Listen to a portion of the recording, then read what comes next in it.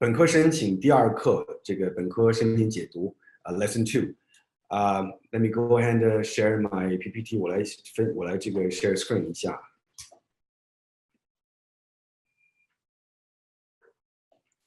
Okay, here we go. So 那今天的话就是会是第2课现阶段申请是需要注意些什么？那对于很多学生和家长，最近才这个决定要开始这个做申请，国外大学的这工作的情况来讲的话，中间也会提到，也会有很有帮助的。OK， 那这个呢是一个 preview 大体的一个outline， 我们今天会提到的几点。第一点的话就是 things to do， what do you need to do at this point， 就是现在所需要做的事情。不管是你现在刚开始这个准备要申请也好，或者是说已经在正常的这个步骤到一定程度也好，那现在你应该做到什么？第2点的话是 action， 就是一定要付诸行动。你所有的事情你一直想是没有用的，你一定要开始做才知道如何来调整，是否能够做到。那第3点的话是 the right mentality， 这个是非常重要的，这个也是很多咱们同学和家长经常会忽略到的一点，就是一定要有正确的心态。因为只有当你的心态、你的思想是正确的、是强的时候，你的身体才能跟得上，你整所有的这个效率等等一切才能做到最佳状态。那第4步的话其实是主要是给咱们家长这个听的。那现在家长在不管是爸爸妈妈也好，或者爷爷奶奶也好，在这个孩子在申请这个比较关键的阶段，应该是以什么样的方式去鼓励、去帮助孩子？那以什么样的方式来呈现的？就是key differences between parents in US and China， 那就是中美父母关键的差异，就是他们在教育孩子方面有哪些差异。我们希望通过这种方式能够让大家特别是让父母能够能自己看一下是否有一些这个方法可以做一些调整。OK， 那在请出我们今天的2位 speaker， 我们的2位讲者之前呢，我想做一个简单的介绍。那第一个的话就是我们的Greg Nance， 那他也是我们的这个达燕的这个创办人，这个 founder and CEO。那同时呢，他的几个经历比较突出的，第一个，他在美国高中的时候，虽然他的成绩GPA 只有 3.15， 那 Greg 知道我每次都会提出这个低成绩的这一点了，但是他是当时代表国家不是这个当时代表学校参加这个他那个所在的州的辩论比赛，最后代表美国去参加世界性的比赛。在这个方面取得了很不错的成绩。那虽然他的成绩非常低，但是他成功申请到了芝加哥大学。OK， 芝加哥大学是目前排名前3，因为咱们都喜欢看排名嘛，好，排名前3的 Ivy League 的学校。那同时在校期间，他是学生会的这个主席 ，President of Student Council。OK， 那当他从这个芝加哥大学毕业要进入到研究生的时候呢，他的 GPA 是 3.65。那其实对于剑桥大学来讲的话，这个是全世界也是数一数2的大学。不知道就是各位了不了解？那它的对于 GPA 也是有一定要求的，一般都是3.8以上，你才就是一种好像默认的一个 requirement， 你才能够去申请，或者是有可能拿到录取。但是 Greg 就 3.65， 但是 Greg 还是拿到了，而且是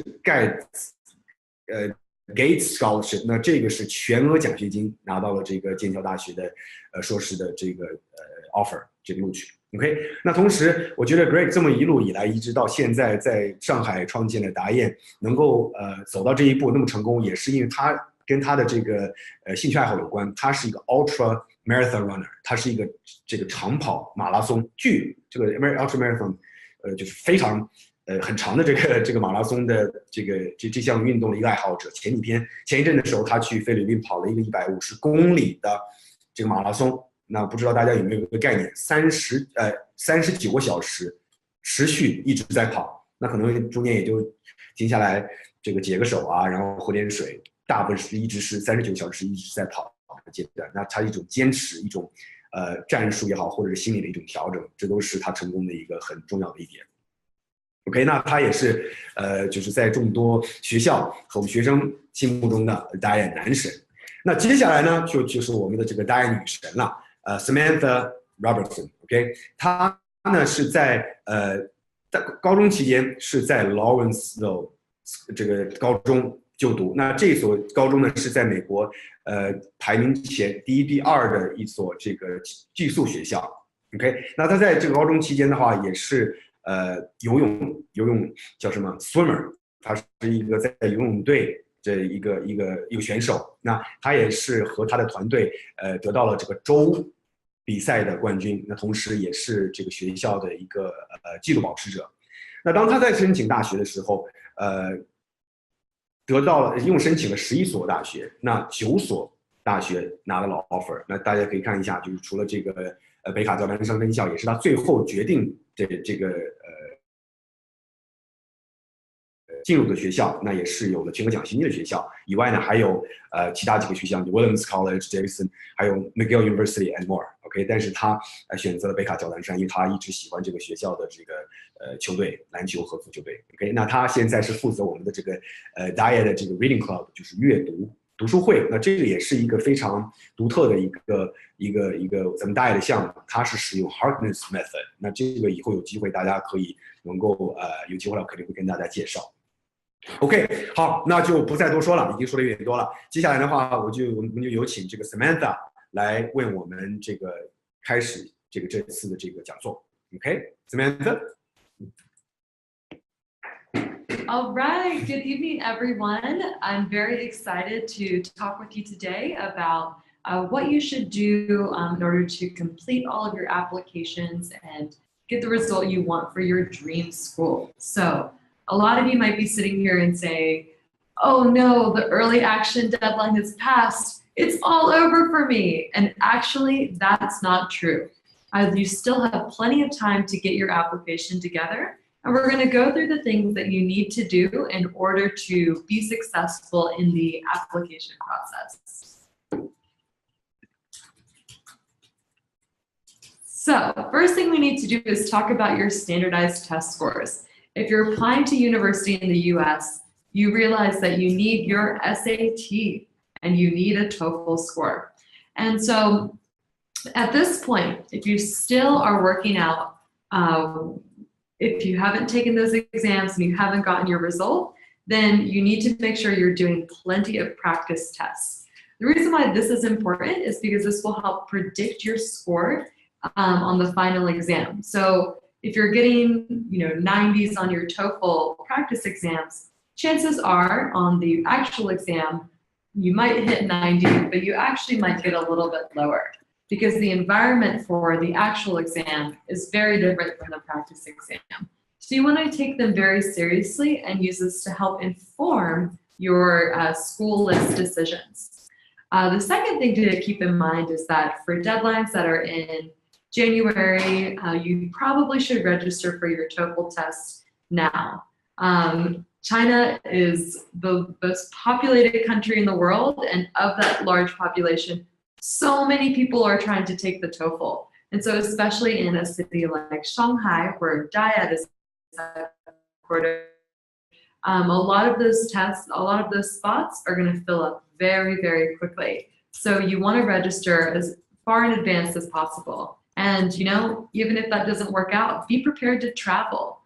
Keep in mind that in cities around you that are maybe a little bit smaller, like Hangzhou or Nanjing, or if you're in Beijing, maybe going to Tianjin or Qingdao, you'll be able to you might be more likely to get a spot. So keep that in mind as you're preparing for your standardized test.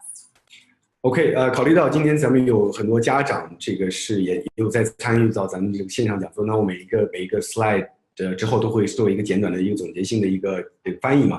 那这里边就提到了说是标化成绩的这个准备。那第一点的话就是模考是非常重要的。那对于这些刚准备开始申请的这个同学来讲的话，你需要在真正正式考试之前，一定要做一次模拟考试，知道自己在什么样的水平才能这个根据你的水平来做一些调整，不管是选校也好，或者是这个接下来的一些策略也好。那第二点的话，就是咱们在这个准备这个参加语言考试之前，一定要早注册，因为特别是现在这个时间，参加考试的这个同学是非常非常多的，所以说你如果是晚一点的话，可能就没有考位了，那就要买黄牛，那可能特别贵，也有可能黄牛买不了了。同时的话，很多时候你像 SAT 也好，或者其他一些这个考试也好，很多时候可能在国内的这个场次没有了，我们要做好出国的准备，那能够去赶上这个国外的这个场次。OK。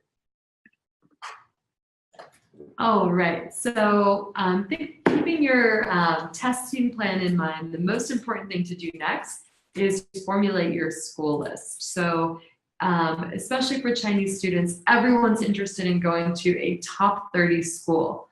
But although they have the really popular brand names that are really interesting, it's important to keep in mind that your testing threshold is going to very much predict how possible it is for you to be accepted by these schools. Especially because for undergraduate admissions, the test score threshold is very, very rigid. There's not a lot of going around it if you have lower TOEFL score than what is usually the minimum. And that is because so many international students are applying. So it's important to balance your goals and your dream schools with also what is plausible. And that's why we always advise students to have a tiered approach. This isn't to say that your dream schools are out of reach, but it's also saying, all right, here are my top schools. How can I also find schools that, given my test scores and my academic background, I could reasonably be accepted to?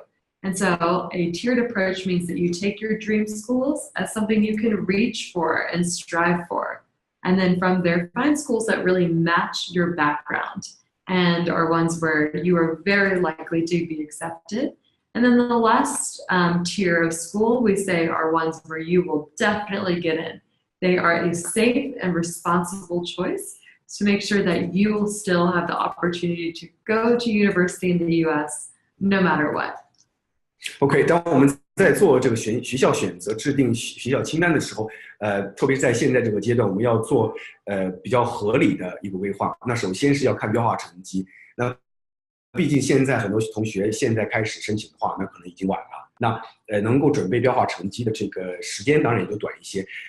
很多学校它的标化成绩虽然不是有硬性的要求，但是根据之前的往届的录取这个历史来讲的话，还是有一定的关系。他会通过这个来看你是否能够进入大学以后，能够明白老师在讲什么，那是否能正常跟这个同学来进行沟通。那可能不一定非要达到很高，但是一个 minimum 最低的一个标准的话，也是需要来考虑的。那直接我们跳到这个第3点的话，就是学校的策略。那不管是在什么样的阶段，我们在对学校不同这个级的学校来讲的话，一定要都有，就是我们的挑战学校、我们的匹配学校以及我们的这个安全学校，这三个种类的学校，每一个种类都一定要放这个说，哎，我现在反正就觉得我现在是在冲刺，所以我把所有学校都放在这个冲刺学校，在匹配和这个保底学校也好，或者是安全学校也好，一点都不放，这个是非常不明智。就像你拿了100万，进到这个赌场，那我就完全我们去玩任何的这个，应该是百家乐嘛？那你去还是什么游戏，你就去压在一个数字上，你不是压一个颜色，你是压一个数字上，那它这个比例是非常非常小的，有点类似啦，不是完全这个合适的一个比喻。那正是因为时间的问题，所以说标化成绩是一点。另外的话，你根据你现在能够准备的时间来去决定这些不同的这个安全学校、匹配学校以及挑战学校的这个一个分布，一定要做这个比较合理的一个规划。Yes, exactly what Bowen said. So as you're going through the priorities of what you should do to complete your application, the most important component of the common application is your activity list. So this is a very short summary where you only have 10 places to show everything you've done outside of school. And so this is something that's very important. So when you're choosing between probably many experiences that you've had, there's a few things to keep in mind. and one is continuity. It's important to highlight the experiences that you've done for the longest amount of time. And the reason why this is important is because it shows the admissions officers that you're very dedicated. You stick with things and you don't just do something because maybe it will look good on your application or because you think you have to. You're showing that you really do things because you love them, because they make you happy. And that's why continuity is important on your activity list. The second would be demonstrated interest. So this is important to highlight things that show that you really care about them and that you're really interested in them. And so that's why it's maybe more of a priority to put things where you've done them for a long time and you showed a very concerted commitment to them, as opposed to just choosing maybe 10 things where I played guitar for 1 month and then I tried the piano, and then you're jumping around to different things. So showing that you've really been committed to activities is a priority over quantity. So that's also something to keep in mind. And last, this is going to be essentially like writing a CV. And so most CVs are only 1 page. And so you want to not be very brief in how you describe things, but you also want to make the experience unique to yourself. And one example that I use when I describe this to students is the Duke of Edinburgh Award. So this is a community service award that is given in the UK. And many, many, many students participate in the Duke of Edinburgh Award. And it has different levels. So if you're gold, you're the highest, silver, platinum, and it's based on the commitment you had throughout this process. So for a lot of students, it might look like they've all done the same thing. But in this next part, by briefly describing what you've done in a way that's really individualized to how this award impacted you or how you impacted your community through this project or through this activity, that's what's really going to make it stand out. So when the admissions officers read something like Duke of Edinburgh or robotics club or swim team, things that they might see on other students' applications, this is an opportunity for you to demonstrate how and why this was a different experience for you and why you will stand out as an applicant for your dream school. OK， 接下来的话是活动清单。那活动清单上有几个点，就3个比较重要的点需要注意。第一就是刚才讲的 continuity， 就是持久性。这一点的话和第2点其实是息息相关的。当你在这个activity 上list 上10项活动中有几项是持久一直在做，1年也好，2年也好，这代表你对这个活动是有很大的兴趣的。那当然，很多时候我们会被迫父母觉得这个对我们是有好处，所以说他强迫我们去做这件事情。但是对于国外的大学来讲的话，他们看到你做这件事情应该就是有兴趣的，那这个可能也就是算是有点因祸得福了。这个被强迫做这件事情，但反而达到了好的效果，不管是爱与不爱。那我觉得很多时候我们到了后期还是对这个东西是慢慢这个了解它的实质以后，开始慢慢感兴趣的嘛。OK， 所以说兴趣和持久性这2点是非常重要的，而不是说是我这个2年内我做了10-20个活动，然后每一个只做了几个星期或者是几个月，这样可能会说服力不是那么太强。那第3点的话就是简洁和独特。那这个的话就是不要认为你的一些兴趣是微足到就没有写出来以后就没有特点，没有竞争力，不一定是在这项兴趣或者是活动中取得了什么样傲人的成绩才算是一个好的这个叫什么兴趣，在这个活动清单上。比如说之前我有一个学生，他的兴趣是 stamping， 就是刻章。刻章这个兴趣在现在全中国应该对于高中的这个学生来讲，没有几个学生现在还有这一项兴趣，那很多人都不知道他是做什么的。那这项其实对于中国的文化来讲呢，是一个非常有特色的一个传统。那逐渐的现在已经被流失了，因为很多人都不知道是做什么。我们这个经常花精力在其他一些我们认为重要的事情上，而这些比较传统的一些这个文化，我们其实就已经遗忘了。但他如果把这一点写在他的 activity list 上，那同时在文书中有所展现的话，这个会对申请是非常有会非常有帮助的。OK。All right, so I hope you're not sitting there thinking, oh, there's so many things to do, because like I mentioned, it's still manageable. Most regular decision deadlines aren't for another 2 months, so you have plenty of time to prepare your application and get all of these really important things done. And speaking of important things, your essay or your Common App essay is one of the most important components of your application, because it gives you the opportunity to tell the admissions officers something they could only find out from reading this essay. And you want to focus on things that are not found in any other part of your application. Think of this as an opportunity to have a conversation with an admissions officer and tell them a really important story about your life. And so when you're telling the story, you want to make it coherent. You want to make it so that it's very obviously about you and based on your past experiences. And so that from doing that, you can show things that draw on different examples of things that you've done, but also focus on your future goals and what you want to do in this, in your dream school, and how you will make an impact. You want to make a case that you are dedicated, that your points for applying for this school aren't just because it's a good name school or it's prestigious or it's very popular in China, but that there are really coherent and concrete ways that you will contribute to the school community. And through telling this really interesting story about yourself, you can really prove that to the admissions officers. You want to show the admissions officers that by having you as a member of their school community, they are investing resources in you that one day will come back to them, that you will be a very successful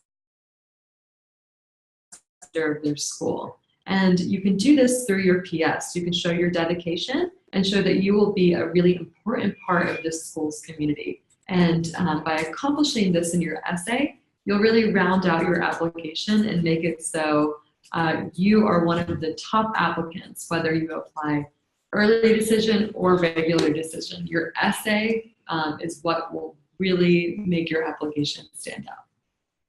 OK， 文书的部分的话，这可以说是咱们申请中最重要的一个部分之一了。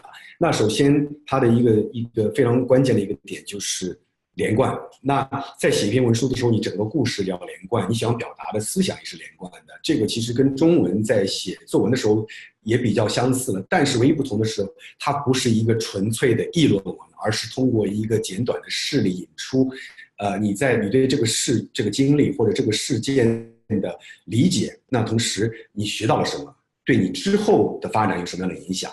那在这里面的话，需要看到你和这个事件的一个是否有关，那你是否在这个事件中做出了贡献？那这就是联系到第二点，因为所有的学校都想知道当你就是申请者或者他们将来可能是这个录取的学生，在所有的这个经历中是否能够和经历能够结合，那同时对他做出相应的改变，做出回报，那就是 ROI Return on Investment， 那这个有点听起来像是这个在投资的时候，对学校录取学生就是一个投资，因为你占掉他的一个名额，你在他的这个学校里面之后将来会使用他的资源，对你进行一个时间上的回报，以及这个资源的投入和这个时间上投入的同时，他需要知道你是否能够通过在摄取学校的资源和时间的情况下，包括这个教授的时间上，同时能够对本校的学生也好，或者是将来毕业以后对学校有什么样的贡献 ，OK， 这些都是通过他在这个浏览你的申请，特别是在 essay 你的文书中需要能够感受到，才能让他们决定这个想要这个录取你的一个关键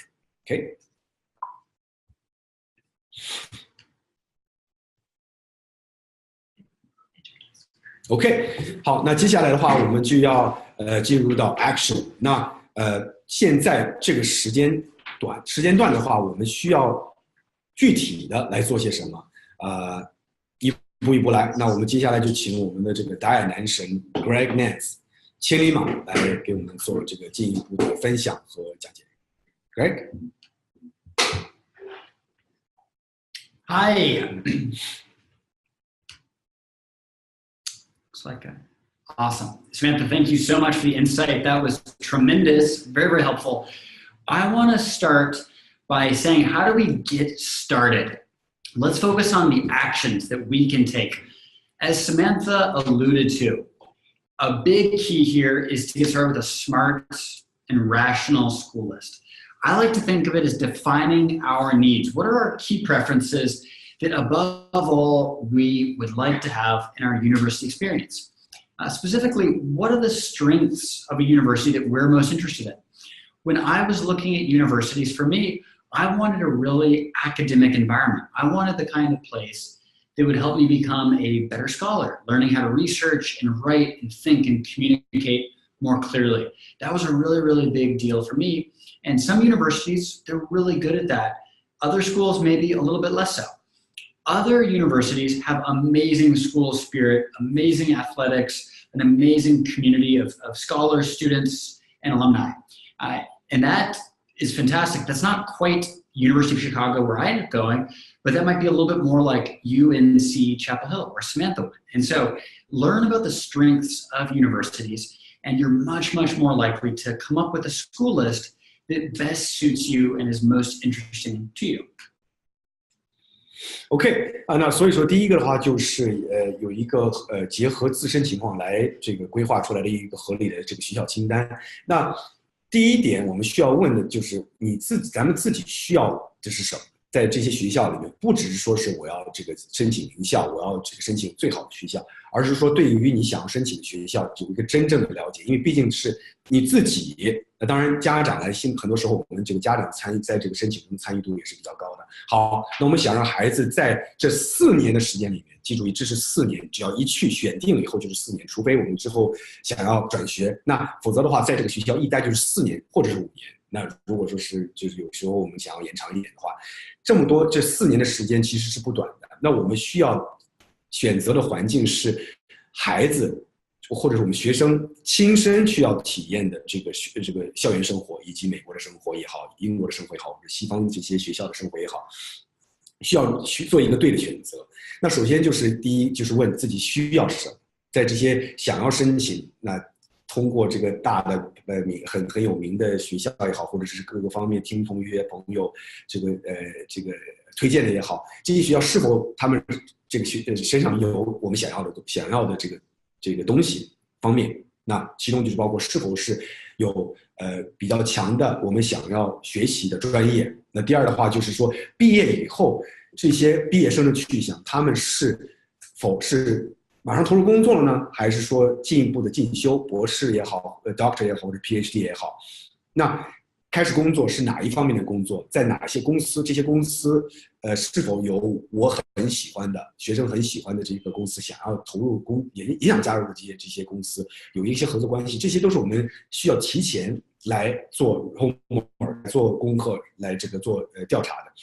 那同时倒数第二点的话，这个学校的文化是非常重要的。你像我们之前有遇到很多种情况，喜欢这个学校，好，义无反顾的去申请，然后申请到了以后去开始就读，1年不到的时候想要转学，因为这个校园文化跟他之前没有想过的，但他自己其实对校园文化是有一个比较倾向的，但是他没有想到这方面。但其实是这实际的校园的文化和自己是不符合的。比如说他喜欢所谓学习环境好一点，而这个学校它的所有的体育项目都非常的强，所以说每次打比赛的时候，整个校园轰动非常的疯狂，他觉得太乱了。那这个其实你像作为大家的每一个人来讲，我们都是 sports fanatic， 就是我们都很喜欢运动。那这种情况其实对我们来讲是天堂。那我们如果再回到之前高中阶段申请这个大学的时候，我们其实是会去刻意的去寻找这种学校的环境。所以这个对于这个我们将来我们现在在准备学校的清单的时候也是非常重要的。OK。So to clarify one key point on the previous slide, The culture of a university really, really matters. And one fun aspect to point out, there are more collaborative cultures versus more competitive cultures. As Bowen mentioned there, some schools, they're very, very, very competitive. At West Point, the U.S. Military Academy, one of the schools that I was considering joining, it's extremely, extremely competitive. In fact, you have a ranking 1 all the way through about 1,000, and depending on your ranking, for your least favorite, assignments like internships based on that ranking, it's extremely competitive. Whereas at the University of Chicago, Chicago-Way, it's very collaborative. There are no rankings. Very, very few courses are graded on a curve, and it's designed where you communicate and collaborate very openly. I opted for more of a collaborative culture because I love working on teams. I like working with people, and I wasn't a big fan of thinking about my classmates as competition. And so that's one key thing that each of us should also think about, because different universities will have different reputations and different environments by which we'll learn. OK， 所以说，在美国的大学，刚才举了一个例子，就是2种不同的学习环境，一个是competitive， 那就是说每一个你整个这个年级，因为也分年级嘛，就是比如说你进去是 freshman， 那你这个 freshman， 你这个1年级的这个项目的这些学生，是在一个什么样的环境下展开你的学业的？那是很有竞争力的，你们每个人都是彼此在竞争，也还是说我们彼此的关系是协作，共同来完成一个事情。那你像刚才 Greg 提到的是西点军校 West Point 这个大学，他也是拿到了 offer， 也是拿到了录取，但是他最后选择了这个芝加哥大学。为什么呢？因为对于他来讲，西点军校的这种学习环境是对他来说是他觉得不适合的。那西点军校的话，他是每个人都有自己的排名，那根据你的排名不同，会给你这个布置的这个作业也好，或者是一个 project 也好，一个任务也好，会不同。OK， 所以说其实你做的这个功课的内容是根据你的排名来的。那你可能有时候就一蹶不振，你排名一直很低的话，给的这个 project 可能也没有这个出头的机会，也说不定，这个都不知道。但是这个就是证明了，这个当你在一个非常有竞争力的这个环境下，很多东西是一直是紧绷着的。而在芝加哥大学来讲的话，更多的文化是大家一起来协作，小组也好，或者整一个大学也好，大家一起来协作，最后班级或者课程的这个成绩、学业的成绩是 base 在是这个它的依据是你协作一起完成的这个展现的效果是如何的。那这个对于 Greg 来讲，他觉得是非常适合的。那这个他是提前做好功课，对2个学校都有足够的了解的情况下，才做出了比较明智的选择。Thanks, Bo. Yeah, one other final consideration, also really, really important when you're thinking about your school list, is think about your location, because the location within America is going to matter a lot for your experience. So let me give you a fun example. So there are big city campuses and universities like University of Chicago or NYU, Columbia, UCLA, USC. Each of these is based in a big city, Chicago, New York, LA. And in those big cities, there's some really great opportunities like internships. Maybe there's more research experience that you can earn. It's a little bit more of a dynamic kind of place. There's more going on. And for Chinese friends, it might feel a little bit more like home. There's a Chinatown, which is fantastic for hot pot and other delicacies in Chicago, and also New York and LA. Whereas if you're in a small town in America, that can also be really, really great too. Instead of having a ton of different opportunities within the local city, instead it will be very much based on the college campus and in what we call the college town, which is a town surrounding the campus environment. Unlike in a big city, life in these towns really revolves around the campus and that university community. And so there's a really special bond that forms with students in the community, and there's a really strong spirit of sorts that you see develop in these environments. And so one thing I've observed is rural or small town campuses frequently will actually have more school spirit than urban campus. And so one fun example of that is at NYU, which is in Greenwich Village in Manhattan, New York City. Really, really terrific school. But one thing I've heard is that the campus community is a little bit more separated. It's kind of scattered, and it doesn't feel as tight-knit of an alumni community. So that's one thing for you to think about is what kind of alumni support would you like in the future, and what kind of resources are you looking for during your university experience. And so that's one more consideration that we should have on our mind that too often we don't even think about until after we've picked the highest ranked school. OK， 那最后一点的话，其实这个学校的地理位置其实是非常重要的。你像刚才 Craig 提到的几个大学，很多是在大城市的，有一些可能会是在小城市的。那当然，咱们国内的这个家长和同学，毕竟很多觉得既然去到了这个美国或者去到了英国大部分城市比较小。那如果来举美国为例的话，肯定要去大一点的城市，因为大一点的城市资源多，就像在国内的话，北上广。就是找工作最好的地方，或者是上学也好，这些都是最好的地方。那如果这是咱们想要追求的 ，OK， 可以，没问题。那我们就选在这些大城市所在的学校。但是如果我们很多时候是想让孩子能够在毕业以后能够有就业机会的话，其实这种大的城市不一定是最佳的选择，因为大城市代表人多，它的竞争力也非常的非常大。那稍微小一点的这个 urban 也好，或者是这种。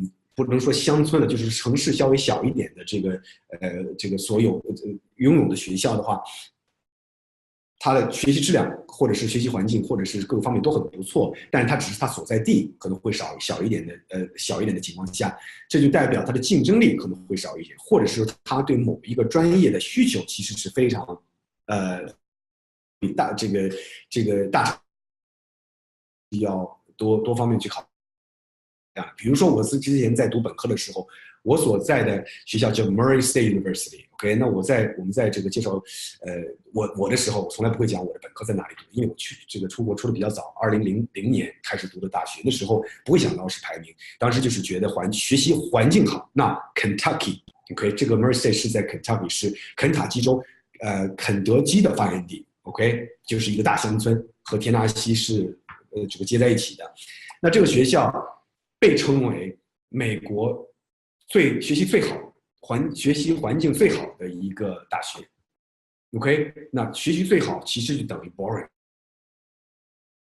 了很久，那其实能够亲身感受到，那个其实是对我来讲，我觉得是不适合我的，我觉得很无聊，但是当时没有做选择，去之前也没有做足功课。那当去到研究生阶段的时候，去到了迈阿密佛罗里达。这个就是大城市了 ，The Greater Miami Area， 就像上海一样，有很多不同的区，然后其实占地非常大，然后各色各样的这个生活，各式各样的人，当时我就非常爱。那我在去那边之前的时候，我就做足了功课，接下来我一定要去一个形形色色的地方，而不是说再回到大农村。OK。Excellent. So I know all of us have heard about ED, EA, RD.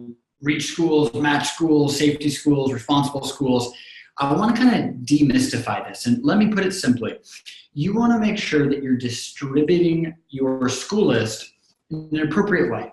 So for instance, if we're a top student in our class, that's awesome. That's really, really tremendous. One of our students joining today, Amy from Renminda Fuzhou, this applies to you. When you're a top student at top school, you can apply to some of the very, very best schools. And what would be a reach school for many people becomes a virtual match school. And it's a really, really good fit for you. Other students like me, Bowen in my introduction mentioned I had a Sangdian Yiwu GPA. 我不是学生 very poor students. 好学生，不学生，不好。Because of that, what were a match school for my really, really smart friends was actually a reach school for me. So let me put it this way. It depends a lot on your background. And so make sure that you're not sacrificing everything for one school on that list. A lot of my friends made the mistake of, I only want to go to Harvard, and so I'm going to spend 200 hours on my Harvard application, and then 1 hour on Yale, 1 on Stanford, 1 on Chicago, 1 on MIT. Well, that will lead to a bunch of rejections. And so make sure that you're allocating your time in an efficient way as you go. OK， 刚才举到的例子就是说是你像对于这个早申请 EA Early Application Early Decision 或 Regular Decision， 那我们在就是做规划的时候，这些一定要是合理的去安排。那刚才提到了我们这个Amy 在北京这个大学的我们的一位就是应该算 Greg 的这个一位学员了。那他其实成绩非常好，那他在申请的时候可能对于他的背景来讲，当然不只是因为academically 就是他的学术成绩好，他的其实你像他在长跑队，然后各个其他的背景活动都非常的优秀，而且他的性格是非常好的。那对于他来讲，很多学校他是可以去冲高。那对于他来讲，很多也是需要有这个匹配和这个安全的学校。那刚才 Greg 提到说，对于 Amy 来讲，他的一些匹配学校可能对于这个 Greg 来这种学术成绩的人，可能就是挑战学校了。但是，那我们也可以，刚才也提到了 ，Greg 他其实申请到的学校是西点军校以及这个芝加哥大学。那他为什么在这个学术成绩不强的情况下，能够申请到这么好的学校，就是因为他有其他这个很出色的地方，而且同时知道如何去表现出来。那对自己有足够的这个分析的情况下，他可以去申请一些这个比较好的学校。当然，同时他也考虑到可能申请不到这个风险，会有一些匹配和这个 safety school 的这个选择。所以说这个一定要非常的合理。那刚才讲到就是说现在我们看了一下，不要为了赶就是早申请而牺牲了清单上的其他学校。除了刚才 Greg 讲说是说把所有的学校都想要去冲高，那把赌注全都放在这个很好的学校以外的话，我们知道 Common Application 大部分的学校都是通过 Common Application 来做申请的。如果我们为了去赶那个 EA 或是 ED 就是早申请的一个学校，赶着把这个Common Application 的主文书写完的情况下，可能再多一点时间，我们可能写得更好。但是我为了要赶这个早申请，我就提前把它交上去了。这样交的话，可能会影响到你之后这个其他学校也会去看 Common Application 的这个学校的这个录取的几率，因为你的其实在这种情况下，你可能赶上这个早申请的学校，但是它没有达到最好。那与其如此，我还不如做一些策略的调整。那我先多等一下，我可能就是不做 EA， 或者是选择其他晚一些时间的 EA 这个早申请，为了就是能够让我的主文书能够写得更好，修改得更好。Okay, awesome. Next slide. Yes, please. Terrific. So one skill that you can actually learn during your application is how to be an effective project manager. So the application is really, really tough because not only do you have to take tests and you have to fill out an essay and make an activity list, these are really tough things, but I then have to ask a teacher for a recommendation letter, and I have to keep up my academics. Tiring just doing all this. Well, this is actually a big test. It's a great opportunity for you to learn. So I suggest you start by making a timeline to keep yourself on track. Don't get stuck on one school. If you ever feel trapped, find something else that you can start working on, because your brain, when you're actually not directly working on a big challenge, can be more creative as you go. And then you're gonna have to multitask by focusing on one task at a time. So focus on one thing, get it done, then jump to the next. And that's how you can most effectively multitask. OK， 所以说，在申请过程中，这几点是非常重要的，一定要提前做一个时间表 ，OK， 然后要严格遵循这个之前制定的时间表，当然也是根据可能中间会一些突发情况做一些调整。那不要因为一个文书或者题目或者是学校耽误了整个进度。如果能够做到 multitask 这种情况其实就不会发生。如果说我们经常这个父母也会教我们，每次做一件事情一心一意，这样才能做到最好。当然我们在讲这个三心二意，能够三心二意的这个本领的时候呢，我们不是讲的是说你在同一个时间，我现在又是跟 Greg 讲话，然后我又是跟我们的 Sabrina 讲话，而是说是在同一个时间段里面，我要把时间安排好，同时让不同的事情来推进。比如说一天的时间，几个小时来学习这个语言，几个小时来这个准备文书，几个小时来准备的 activity list， 几个小时来做一些其他的事情，合理的安排时间，这才叫三心二意。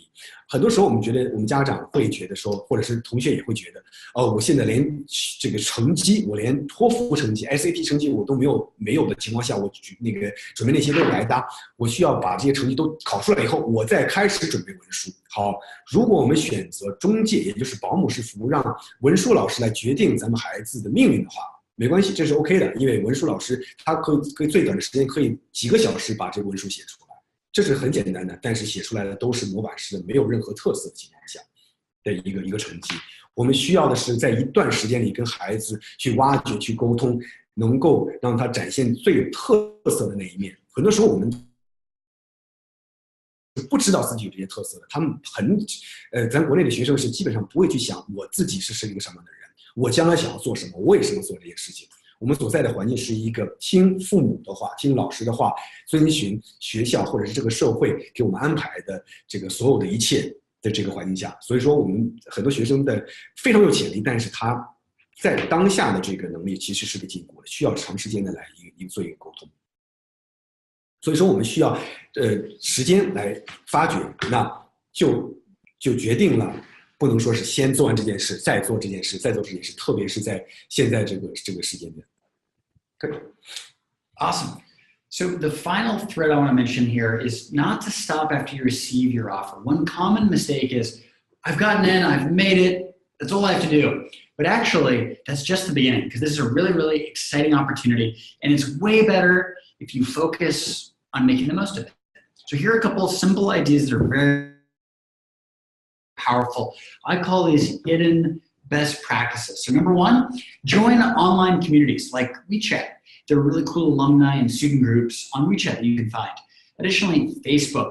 All Rin will be on Facebook, and there's some really terrific resources there. So definitely check that out. And then Dyad's Global Network. We have amazing mentors, amazing scholars, and scholar alumni from each of the schools that you're targeting. And so get plugged in, get insight before you go. Additionally, read English articles on subjects that you enjoy. This is a great way to build your reading and writing and logic skills in English and your confidence, because all of your courses are going to be taught in English, and the more comfortable you are, the better you'll adapt and the faster you can go. Additionally, I recommend you pursue a new hobby or you recommit to an old one, because it's a lot more fun to go abroad and have a few different activities you can try that you really enjoy to meet like-minded foreign friends. The more you know about your school, the foreign culture, the more fun you can have as well. 很多时候我们拿到 offer 以后，我们拿到录取以后，我们觉得哇，我的梦想达到了，这是我就可以放松了。其实不是这样的，这只是一个开始，这是因为我们毕竟是申请出国留学读大学 ，OK， 所以说我们的目标是进入大学，然后展开我们的学业，拿到录取只是最基本的第一步。那能够保证你在一个不同的国家、不同的环境、不同的语言来这个能够很快的适应，然后很快的能够这个投入学习也好、生活也好，我们需要其实做很多的准备工作。那这种情况可能是相对压力不会需要这么大，我们是一个放松的心态来做的。那后面的几点，我想先讲后面的几点，因为后面这几点是相对比较基本的，我们需要来做的，就是了解，就是 know about your school, know about the country that you're going to study， 就是进一步了解你要入读的学校，进一步了解你需要去在生活4年的或者是5年的一个国家，你需要了解对他的人、对他的文化、对他的所有的各个方面你可能接触到的一些事情进行了解，因为这些事情是你在国内很多时候是不了解，或者是说没有办法想到、不需要面对的事情，而到了那边以后，你如果不提前做好准备的话，你会非常非常的慌的。那这些是比较基本的，很多时候在其他中介的话，我们会有一些相关的课程，好一点的话可能有一系列的课程，差一点的话可能也就是讲2句而已，因为他们毕竟很多人只是在给你讲他们听到的，从学生那里听到的，没有亲身经历过的一些事情那我们需要自己做的，那就是要去自己做一些这个研究，做一些调查，做一些 research， 到底这个具体真正的情况是怎样。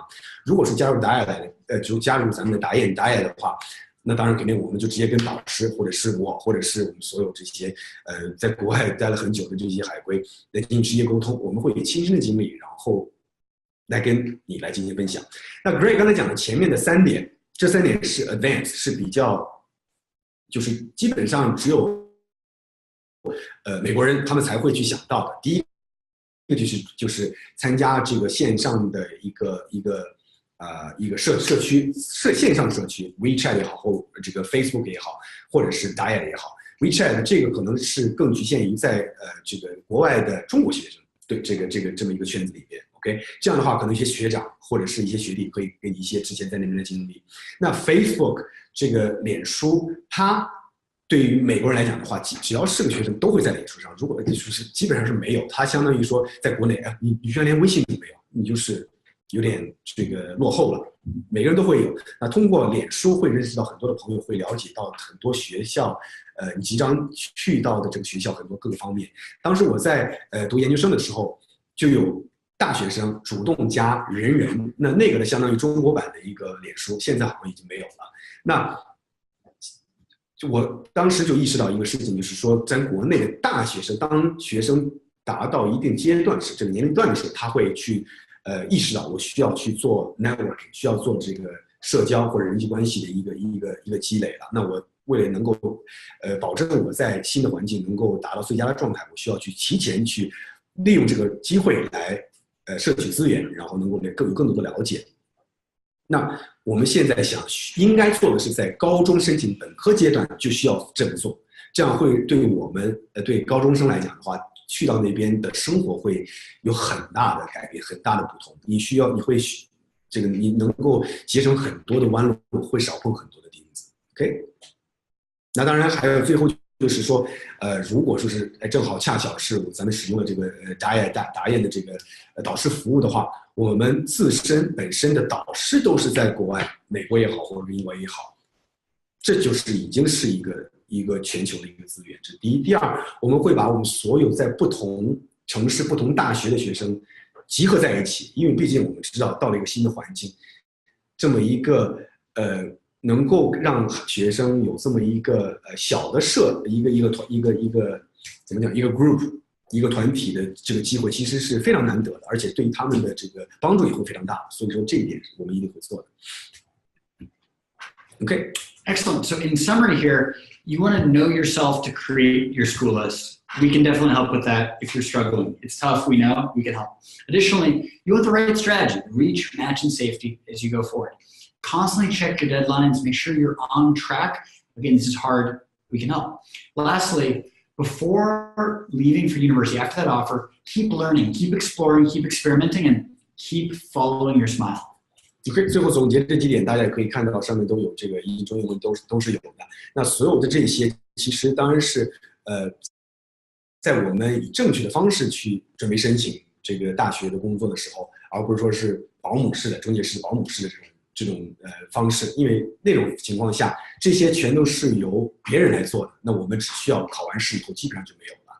那如果说是正确的申请方式 ，DIAD 可以来协助你做所有的这些事情，那这样的话才能让你的申请达最大化，你能够在其中这个摄取到的东西最大化，能够更大化的帮助你到了这个大学以后能够更快的融入。Excellent. I want to talk about 3 mentalities. This is another potential trap or a hidden best practice. Number 1, each of us are playing a long game. Don't think about your college application as, oh, I just got to finish this by December 15, then it's over forever. Actually, if we think about it as an opportunity to reflect on the future that we envision building for ourselves, we can actually get a lot more out of the application. Because no matter what happens, we can learn from our experiences, we can grow, we can develop, we can become. And so I always advise scholars at DIAD, don't worry about these deadlines because really the deadline is the entirety of our life. Yes, we have to submit application materials on time, definitely, but we want to view this as a long game. OK， 所以说我们的心态是非常非常重要。这个早些的时候我也提到了，我们只有心态保持健康的心态，在申请的时候才能承受住很大的压力。需要意识到的是，申请的这个过程是一个非常好锻炼我们自己的机会，同时你能够克服之间这个遇到的困难，种种的困难，你的能力会提升，你从中能够知道自己将来能够遇到类似的情况的话，我知道该怎么做，我应该没有问题。而且遇到更难的事情的时候，我也有信心能够去面对，因为我知道我通过这个事情，我已经知道我的能力在哪里了。通过这段经历，我已经有了很好的成长。Excellent. The second key mentality here is to think of a 3-step chain: relax, focus, productivity. So a relaxed mindset is really, really important for us to actually be able to focus. If you have too much going on, if you're anxious, if you're stressed out, it's really hard to focus on any one thing. And of course, focus helps us develop new insight. When we better understand an issue, we'll see it in 3 dimensions. Instead of just seeing this moving target that we can't pin down, we want to see it in 3 dimensions. That helps us to connect different disparate ideas, which in turn makes us much more creative. And we're more creative, we write a more interesting, a more compelling essay. And that relaxation helps lower our stress and helps us actually perform better as we go. OK， 我觉得这一页的话就应该没有什么太多的需要再解释的，就是它是一步一步来，只要我们能够放松心态，我们就能够集中精力，把我们的能力和我们的精力这个发展到这个叫什么展现到最大化，从而我们的效率会大大提高。我们做什么事情的话，最后的结果肯定都是最好的。好。The final mentality here is to actually remember the purpose of what we're doing. Study abroad is going to be an amazing life experience. It's going to be a personal transformation opportunity, and it's going to be a huge growth and learning experience. We can become a more intelligent, more resilient, more determined, more international version of ourselves. That's amazing. And we keep that in perspective. That actually then can lower the stress level because really, no matter where we end up going, there's a huge opportunity for us. So don't let anxiousness, don't let stress get to you. Instead, try to remember the purpose of study abroad, and that mentality can help.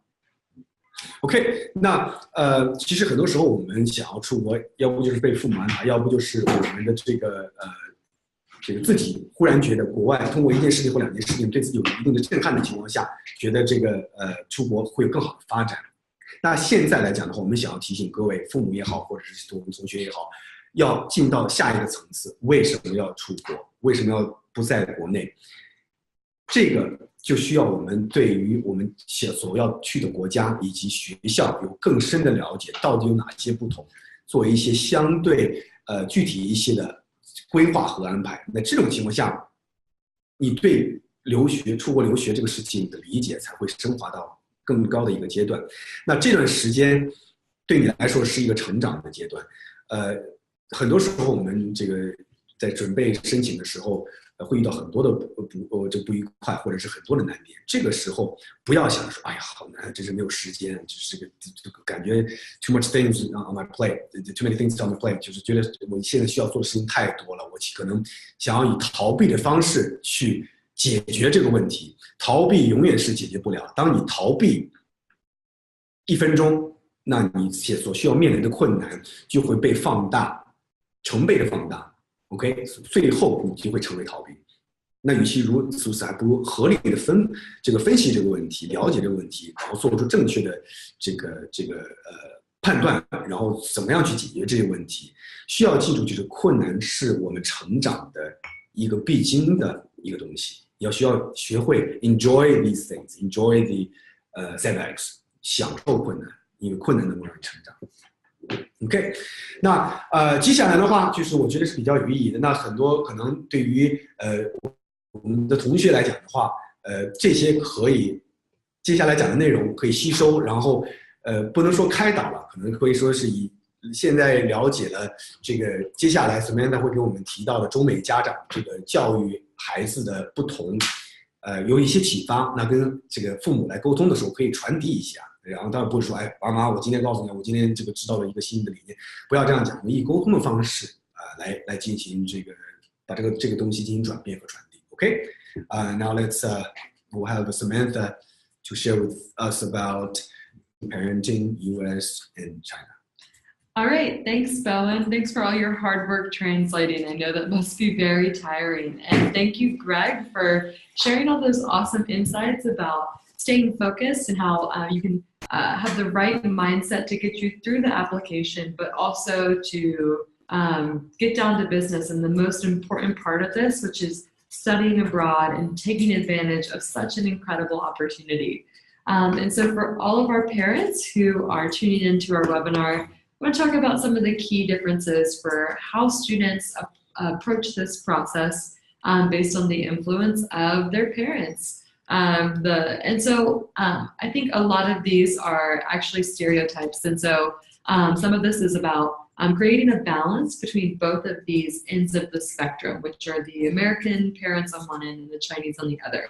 And so bringing them to the middle to really give your child the opportunity to put their best foot forward.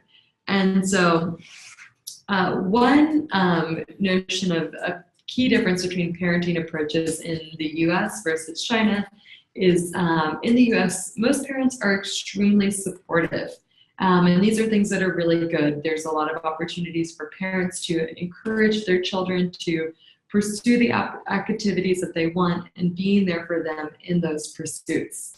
Alternatively, sometimes Chinese parents are known to micromanage. So rather than a robotics competition, American parents might provide transportation, pay all the fees, and be there to support their children throughout the event, as opposed to maybe approaching the situation where outside preparation is imperative and that the parents might attend every practice and be there to make sure the progress of the entire project or competition is very much in their hands. So I think that there are positive and negative things to both styles. On one hand, the kind of blasé but also supportive aspect of a US parent might actually be a little bit hands-off. It might be very much an opportunity where some US children might say, oh, well, I actually, I wish that I could have a little bit more guidance in this realm.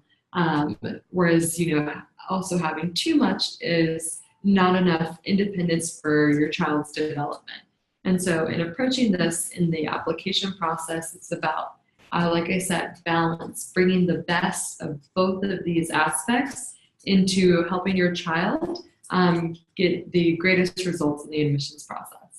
OK， 那接下来就是想要跟大家澄清一下，就是我们现在讲的话，不是说是我们哪一种方式会更好，而是说，既然我们现在我们的目的是要出国留学呢，我们肯定需要让这个我们学习的同学以及家长来了解一下我们即将让孩子接触到的文化是怎么样形成的。那父母对孩子的教育的方式是这个形成的一个主要的一个起源嘛，所以说我们以这种方式来做一个对比，让我们的这个家长可能在某些地方可能有一定的这个可以学习到或者是说对吸取到一些可以调整的地方，我觉得这是我们最主要的目的。那首先第一点的话就是两个国家的父母，你像这个一个是支持，一个是微管理。那如果说是比如说同样的两位同学，中国学生和美国学生，打算参加一个机器人比赛 robotic competition 的话，那对于美国的这个家长来讲的话，他们所需要担心的很省心啊，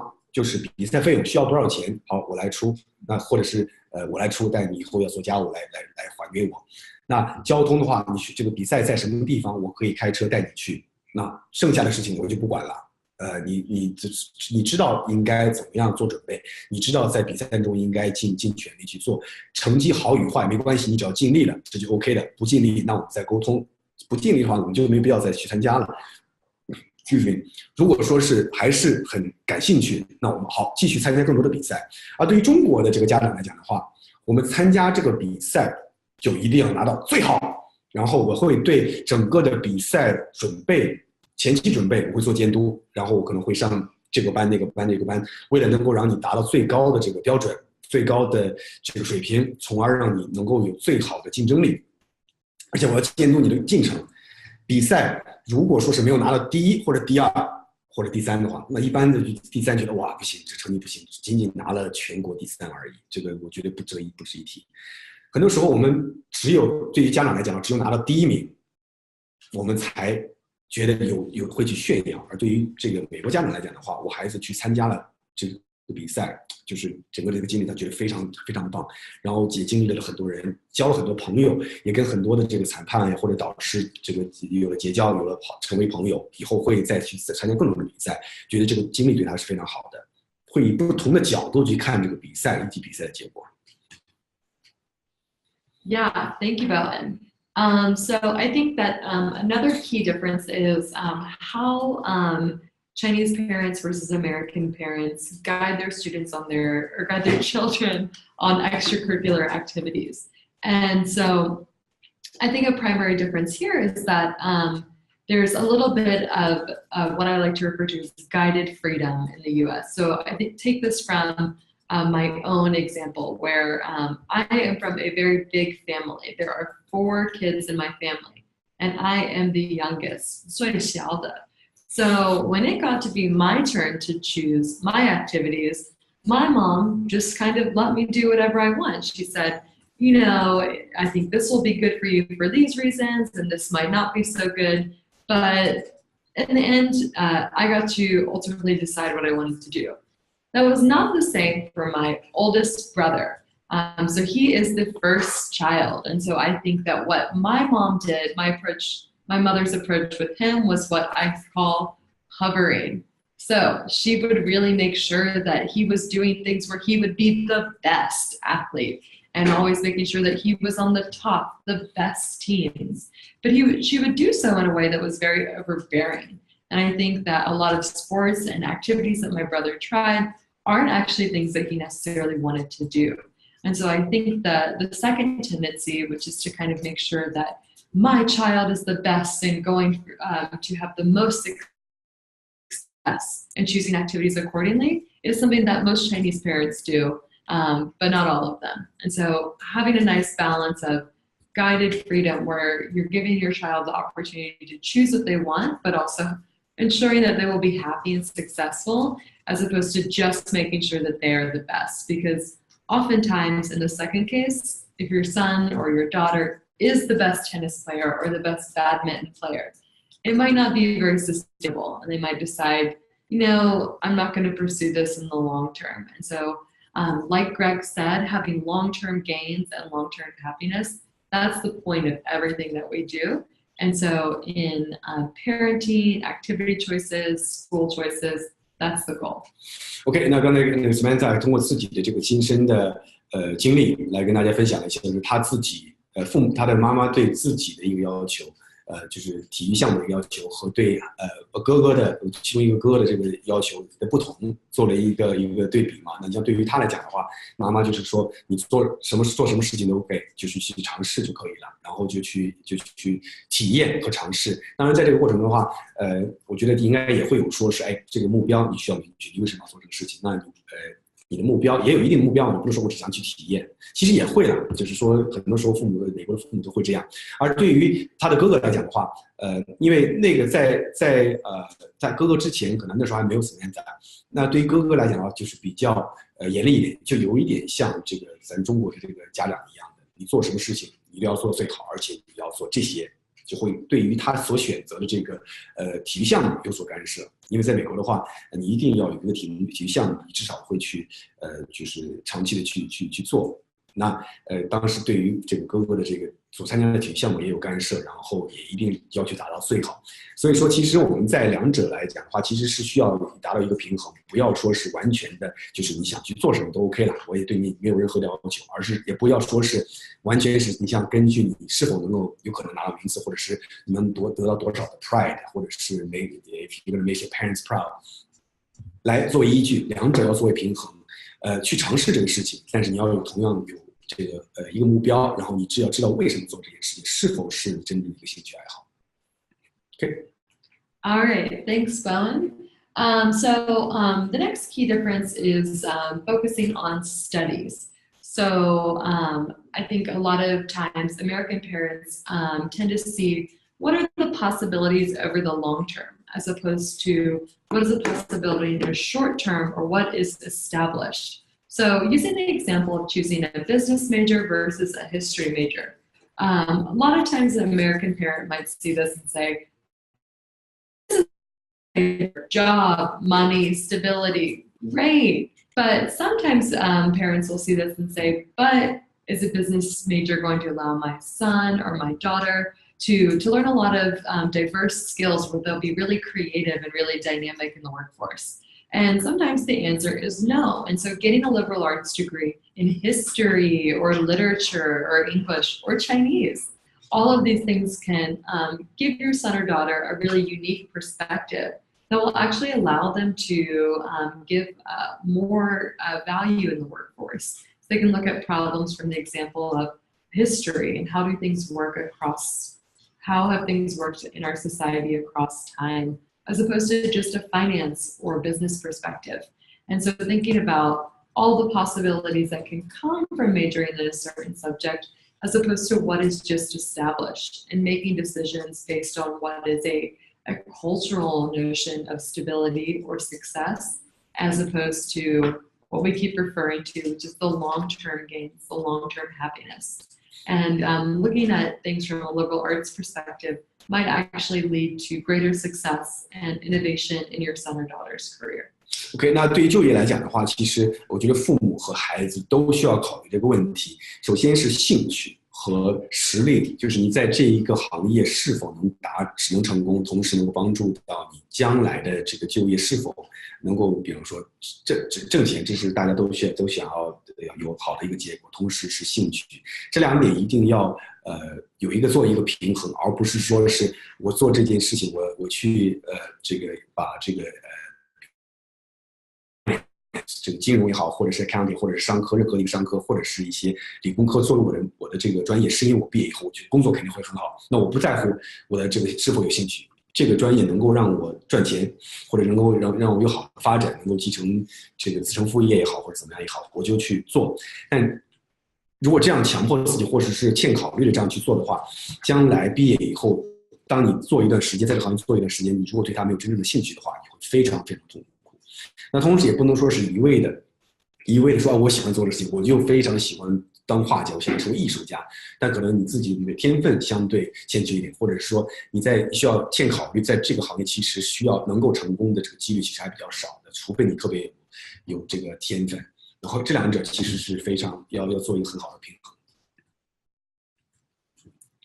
All right, and so the last key difference is making sure that you're giving your child the skills that they need to be successful without doing it completely for them. I think that this is a problem that a lot of parents face in how much independence to give to your child, because you love them so much and you want the best for them, but it's important to kind of say, do this yourself. I'm here to support you, and if you have questions, as opposed to saying, oh no, focus on swimming or your studies and being a kid and let me do this for you. I think that oftentimes in my life, my mom would have a tendency to do the latter, which is to pamper me and always make me feel secure and happy and do my laundry and everything. But like I said, it's important to have a balance for both and really make sure your child can be independent once they study abroad.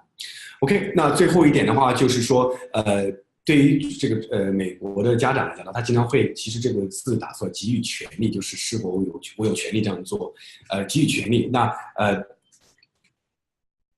自己去尝试做这件事情，遇到困难你可以回来，然后我来给你指导，来教你，而不是说是所有的事情我都要来帮你做。最重要的事情就是不管是学习也好，或者说刚才 Samantha 讲的游泳也好，你现在的这个最主要的就是要去集中精力在这上面，其他事情都不要管。这其实是一个比较偏激、比较错误的做法，两边还是要做一个平衡。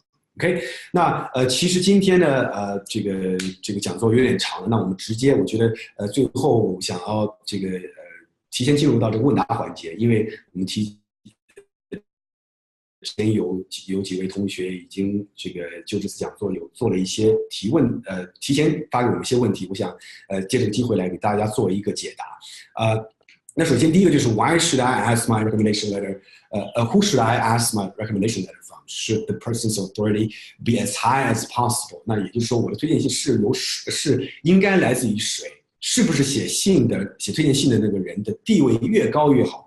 越高对我的申请就有帮助嘛？那这个其实是一个很多时候我们会被忽略的一个问题。那很多同学因此使自己的这个推荐信没有办法能够帮助到自己的申请。Okay, Greg and Samantha, do you have any inputs about this? Is it like the guy is as high as possible? I can get a professor from Stanford to write me a recommendation letter. That's gonna make sure that I can get in. So actually, I think that it's important to remember that recommendation letters need to be very personal, and also you want it to be from somebody who you know best. and who can really say things about you that are unique and can validate the other parts of your application. Okay. Yeah, I think 那其实是对于我们的这个之前的经历来讲的话，给你写推荐信的人，第一，你们需要有关联，你不是说是我请这个习主席帮我写一个这个推荐信，那这个能够帮助我的申请，或者是我请我这个现在这个 Donald Trump 现在的美国总统帮我写一个，我就能够有什么样的这个当然，其实当你高到那个程度的话，那可能是会有很有帮助。但如果说是比方说某一个大学很有名的一个教授帮你写推荐信，你们之间一定要有关系，否则这个推荐信是不成立的。大学这个招生官会觉得你为什么请他来写推荐信？你平时的这个生活和学习对跟他是没有任何交集的，这个是不成立的。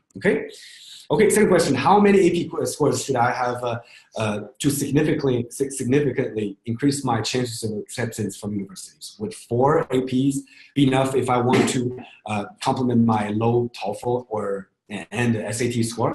就是我们有这是 Barry 之前的一个问题，我需要有几门的 AP 考试成绩来提高申请的录取几率。比如说我的托福成绩和 SAT 成绩都不高的话，4门的 AP 成绩够不够？是不是有帮助？ Great. Yeah, Barry from Nankai High School, thank you for the thoughtful question.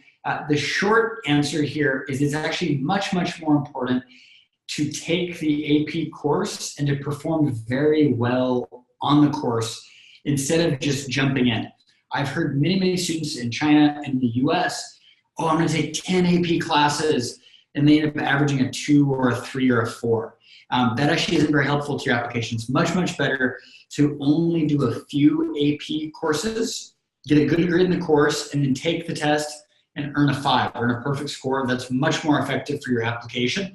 And then getting a teacher from one of those courses to write about your innate curiosity, your interest, your engagement in that class, much, much more useful than just collecting APs.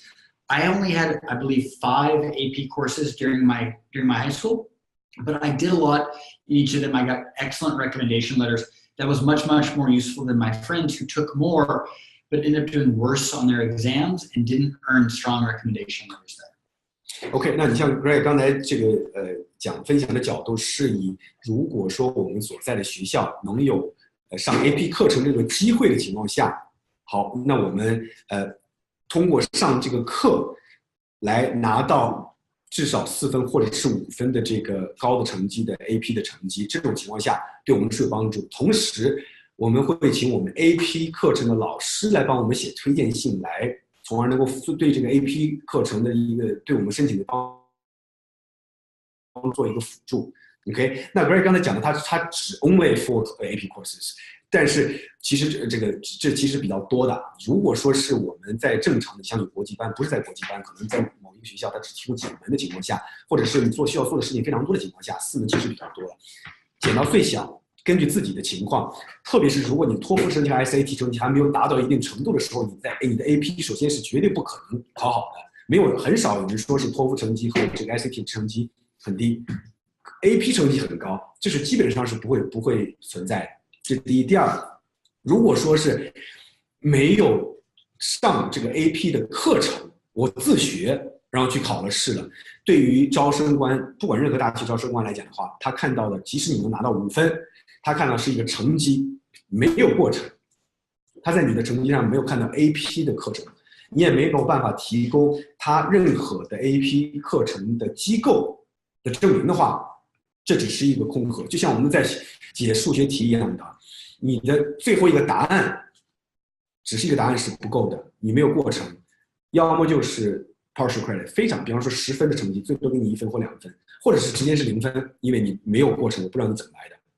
OK， 这点是非常非常重要，很多时候我们会去这个忽略的。OK， 最后问题是 ，Do Western universities have different standards for their native applicants and applicants from foreign countries, say China？ 所以说，西方大学是否对于本国和国外的申请者有不同的这个标准？比如说中国学生。Great. Thank you, Jack. As one of our promising young scholars, we're always excited to see your progress. Now, I'm going to tell you something that an admissions officer would not tell you. The simple reality is, yes, there is a different standard. And in fact, I call it a double standard. For Westerners or Easterners, there's a big misunderstanding. Not only as a Chinese do you need excellent test scores, excellent English scores, excellent GPA, you need all these good numbers. You also need to show that you're not going to be the kind of zhongguoren shuishang, the kind of Chinese student who just studies at the library, who is just engaged in their studies and keeps to yourself, just getting good grades. There's a stereotype around the typical Chinese student on an American college campus that is basically works really hard, gets good grades, but may not contribute as much to campus. I think that's unfair because that's actually only a subset. There are many terrific Chinese, but ultimately, a lot of admissions officers are going to have that preconceived notion. So it's even more important that you write the kind of PS that shows that you're going to stand out. And Jack, I know you're making great progress and you'll succeed in that initiative. But for those of us listening in today, you want to make sure that you're writing the kind of outline, building the kind of activity list, and then showcasing your experiences in that essay that show that you will be active and engaged on campus.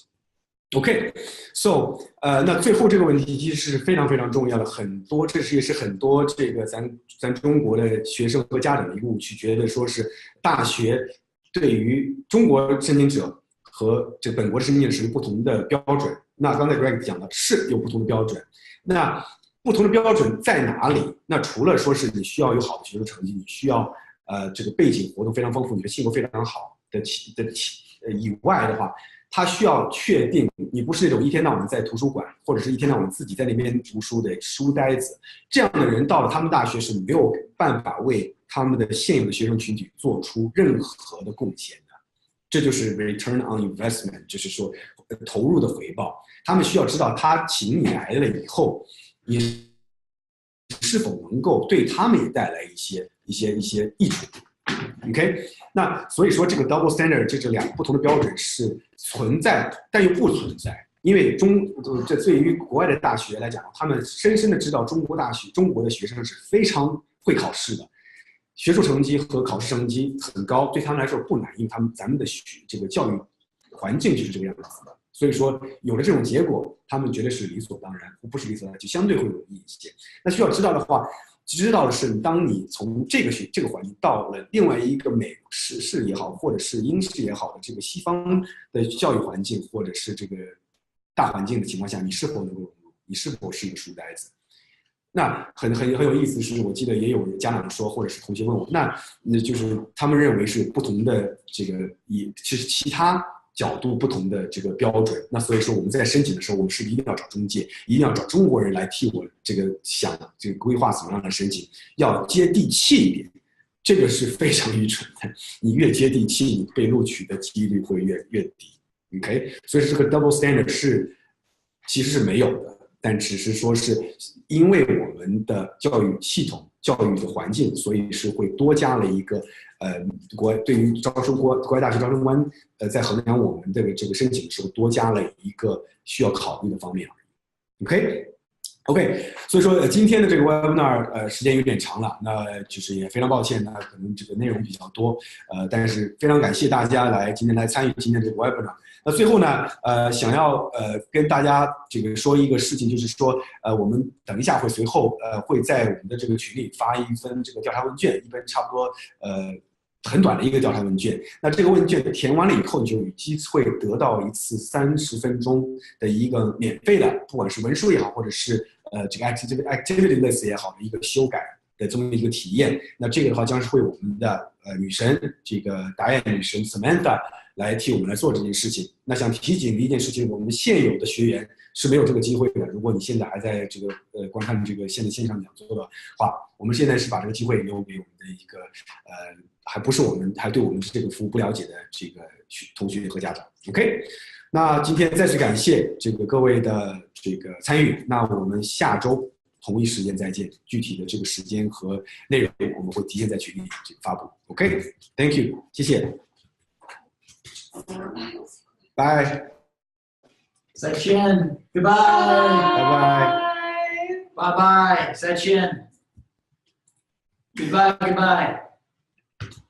Bye.